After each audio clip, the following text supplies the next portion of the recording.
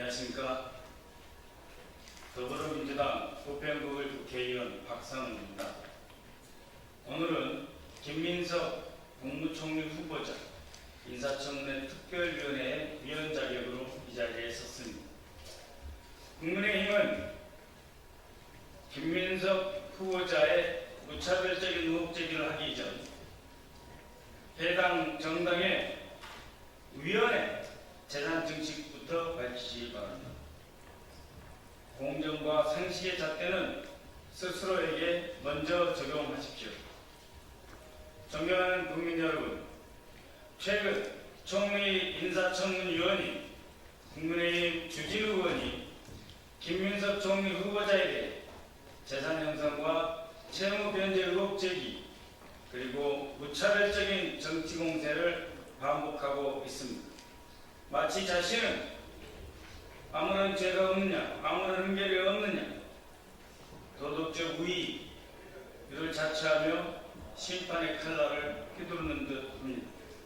그러나 정작 주진희 의원 본인 자신의 재산 형성과 사임 간의 채무 등에 대한 의혹은 해소되지 않고 있습니다. 오늘 이 자리를 통해 몇 가지 점을 분명히 지적하고자 합니다. 2024년 4월 26일 기준 공직자 재산 신고상 주진우 의원 본인 재산은 엄청납니다. 본인과 가족 명의로 신고된 재산 액수가 무려 총 70여 원에 해당합니다. 자그마치 김민석 후보자의 35배, 3,500%에 해당하는 어마어마한 액수입니다. 이 중 부동산은 약 40억, 예금과 현금, 주식 등 동산이 물경 31억 원, 차량이 1억 원 등입니다.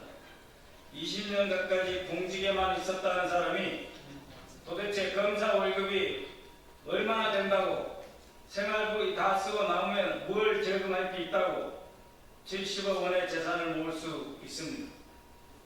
김민석 후보자 가족 전체 재산은 약 2억 원인데 주진우 의원 가족 재산은 작년 7개월 동안 단 7개월 동안 2억 4천만 원이 늘었습니다. 김민석 후보자 가족 재산 전부인 2억 원의 120%에 해당하는 돈을 단 7개월 만에 불린 것입니다.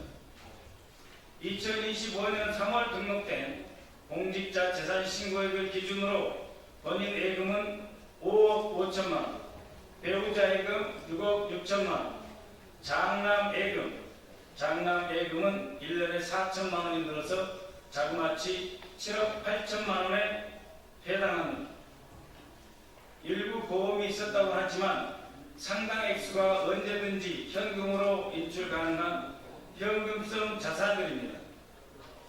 이렇게 많은 현금성 자산을 가지고 있는 주진우 의원이 2024년에 사임간의 채무는 1억 원, 배우자 1억 8천억 원이 있습니다. 합치면 2억 8천만 원입니다. 김민석 후보자 사임간의 채무 4천만 원이 있었다. 지금 있는 것이 아니고 있었다. 8천만 원이 있었는데 다 갚았다.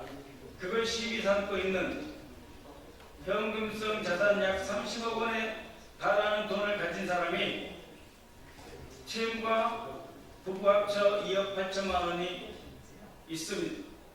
그러면 주진우 방식대로 물어보겠습니다. 현금성 자산 액수가 상당함에도 불구하고 사인간의 채무 2억 8천만 원에 달하고 있는데 이것은 진짜 빌린 것 맞습니까?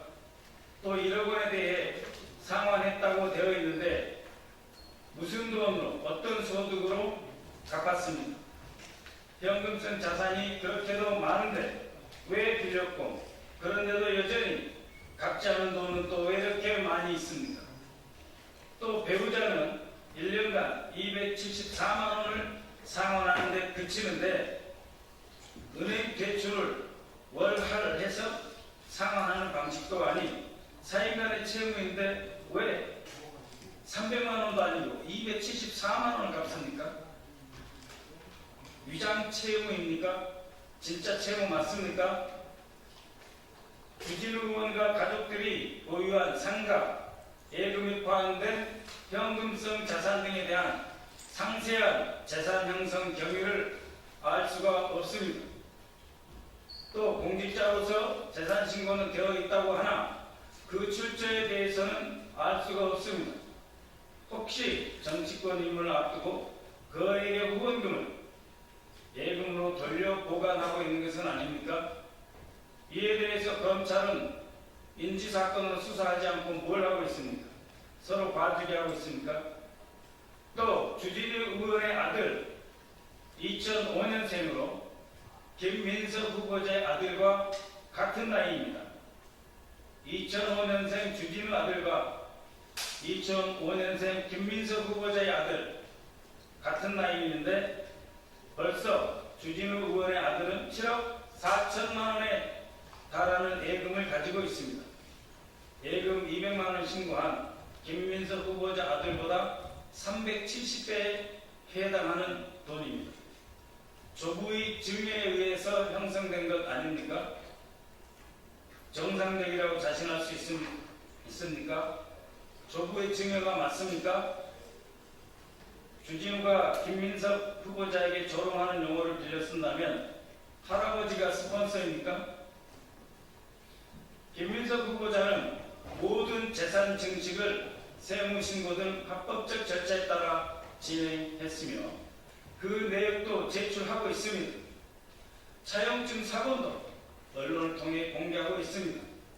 그렇다면 주진우 의원도 본인의 재산 증식 과정과 사인 간의 채무 그리고 그 차용금에 대한 차용증을 국민 앞에 낱낱이 공개할 의사가 있습니까?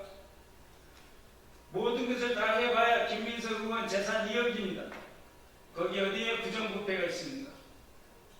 김민석 총리 후보자는 젊은 시절 이른 나이에 정치권에 입문하였습니다.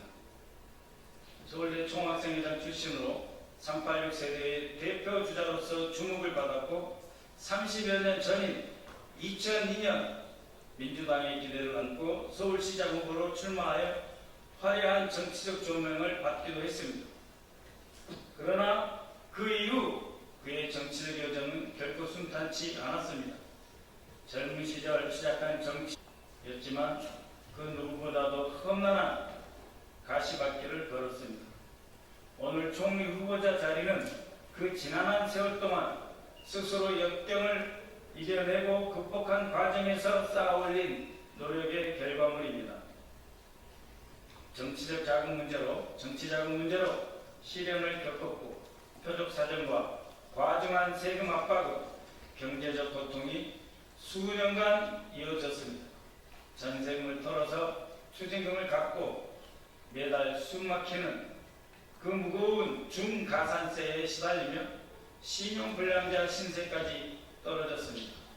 낙선과 정치 복귀를 반복하며 수많은 좌절과 실패를 맛보아야 했습니다. 화려하게 시작했지만 결코 쉽지 않았던 시간입니다. 그 시간 속에 누구도 김민석 후보자가 정치적으로 재기할 수 있을 것이다 라고 생각조차 하지 못했을 그럴 시간들이었습니다.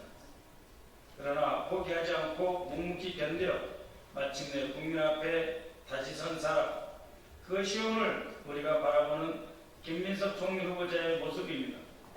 그 긴 시간 동안 그는 누구보다 외로웠습니다. 정치적 후광 없이 거대한 조직이나 스폰서에 기대지 않고 스스로 버텨냈습니다. 주변 지인의 인간적 도움 이외에 기댈 곳조차 없었습니다. 정치적 미래가 불투명한 시기에도 끝까지 책임을 회피하지 않고 모든 추징금과 세금을 완납하며 자신과 가족을 지키기 위해 싸운 사람입니다. 김민석 후보자는 과거 사건에 대해 사법적 심판을 이미 받았습니다. 처벌받을 만큼 받고 고통받을 만큼 받았습니다.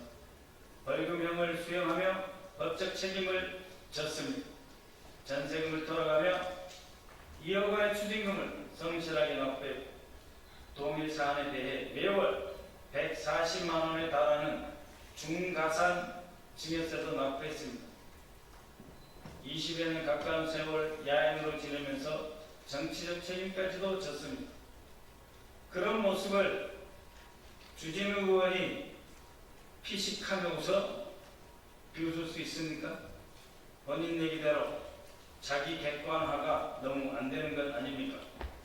수많은 시련과 짐을 온몸으로 감내하며 여기까지 온 총리 후보자의 앞에서 정치적 공세를 위해 스스로 언맹세를 가다듬을 정도의 정중함은 지켜줘야 하는 것 아니겠습니까?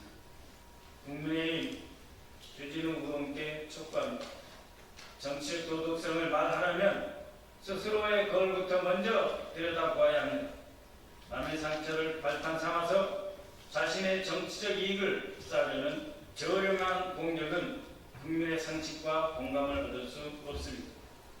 김민석 후보자에 대한 무차별적 정치 공세를 중단하고 먼저 본인의 재산 형성, 정치자금, 금전거래, 자녀의 재산 형성 과정에 대해 국민 앞에 투명하게 소상히 밝히십시오.